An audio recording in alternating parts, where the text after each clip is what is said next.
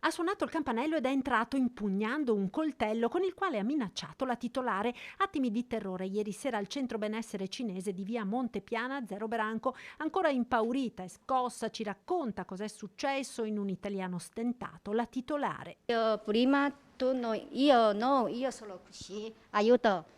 Tu sempre come io mano così, come uno mano così, uno mano godole, come solo di.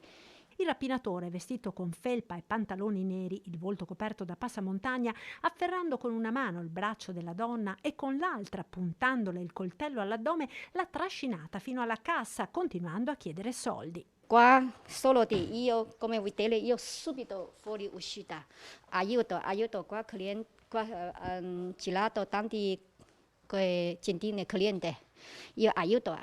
La donna è riuscita dunque a divincolarsi e a scappare all'esterno, chiedendo aiuto ai titolari ed avventori del bar a fianco, accorsi alle urla della signora. E siamo usciti un attimo, abbiamo visto lei che stava spingendo fuori un signore dalla porta, che stava facendo forza. Io sono andato lì più o meno e ho visto sta sagoma che correva via dall'altra parte. I clienti mi hanno avvertito dicendomi guarda che è successo sto fatto, poi da lì ho chiamato i carabinieri che subito dopo sono usciti.